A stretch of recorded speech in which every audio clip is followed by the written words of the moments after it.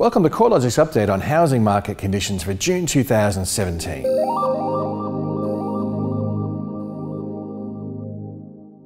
CoreLogic's May results provided further support that the pace of capital gains is losing some momentum, particularly in Sydney and Melbourne, where housing market conditions have been the hottest.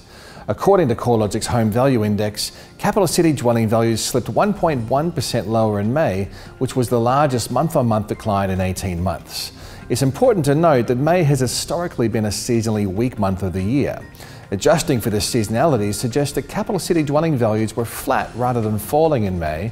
However, there has been some noticeable easing in the trend rate of growth, as well as other indicators such as auction clearance rates, transaction volumes, housing finance, and consumer sentiment all slowing down. The slowdown in housing market conditions has been more noticeable across the unit sector rather than detached housing. The first 5 months of 2017 have seen capital city house values increase by 2.8%, while unit values have remained virtually flat with a 0.2% rise in values. The stronger performance of the detached housing sector likely reflects the growth in underlying land values, as well as higher supply levels weighing down on the growth rates in the unit market.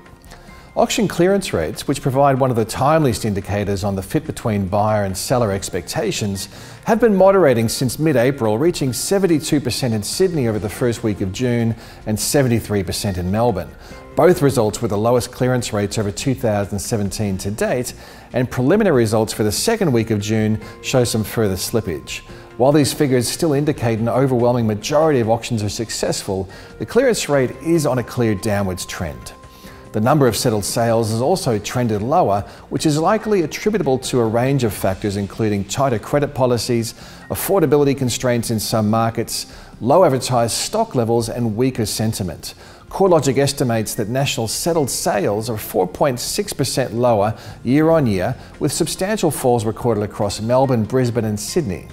On the other hand, some markets which have been weaker have seen transactions holding firm or rising. Year-on-year settled sales moved off a low base in Darwin, rising 2.6%, and Perth sales edged 0.3% higher. Adding to the complexity in reading the current market is the recent Australian Prudential Regulation Authority announcement at the end of March for a new round of macroprudential measures aimed at slowing the pace of interest-only lending. Based on the new rules from APRA, Australian lenders will need to reduce lending on interest-only terms to less than 30% of new originations. Considering interest-only loans currently comprise about 36% of new mortgage lending, there's likely to be some further slowdown in loans originated on interest-only repayment terms. Subsequently, mortgage rates are continuing to trend higher, particularly for investors and interest-only loans. Another factor that's likely contributing to slower growth conditions is a dent in consumer confidence. Consumer sentiment towards housing, as measured by Westpac and the Melbourne Institute, showed a marked downturn in May. In particular, the Westpac Time to Buy a Dwelling Index fell 6.5% over the month. According to Westpac, consumer sentiment towards housing shows an increasingly negative view. The Sydney housing market seems to be losing some steam after 5 solid years of capital gains have pushed home values 75% higher. Dwelling values were flat over the 3 months ending May 2017, with a 0.7% rise in house values offsetting a 3.2% fall in unit values. Auction clearance rates have been trending lower, with preliminary numbers for the second week of June indicating Sydney's clearance rate fell below 70% for the first time since March 2016. Listing numbers are now higher than a year ago, providing buyers with more choice and a little bit less urgency in their decision making. Overall, the negative May index results from CoreLogic comes at a time of seasonal weakness, which may imply that calling a peak in the housing market is premature. But it's becoming increasingly clear that some of the heat has left the Sydney marketplace and to a lesser extent Melbourne's. One of the key factors affecting housing market conditions is likely to be the fact that mortgage rates are now pushing higher.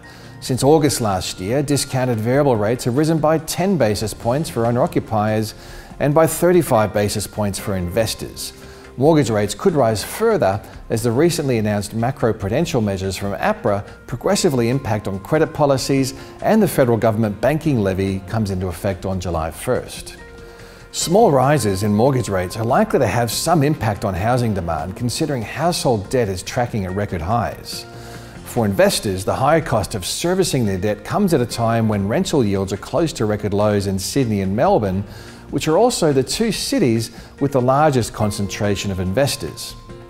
Landlords are likely to try pushing rents higher, but this may be difficult considering the weak wages growth environment and the fact that rental supply is high in some regions. While we are expecting investment activity to slow, the fact is other asset classes aren't likely to be as attractive as property to investors.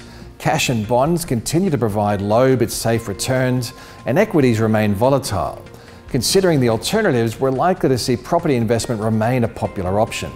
If investors are concerned about the run of capital gains in the two largest capital cities coming to an end, more astute investors may start changing their focus towards the rental market return, given the possibility of lower capital growth potential. Yields are much healthier in cities like Hobart, Brisbane and Canberra, and the growth cycle is nowhere near as mature as what it is in Sydney and Melbourne. In summary, the jury's still out on whether the housing market has peaked. However, if it hasn't, a peak could be just around the corner. The housing market remains as diverse as ever, and the flow of data over the coming months will be a critical factor to get a better understanding of the trends. Of course, you can stay in tune with regular housing market updates via the CoreLogic website at www.corelogic.com.au.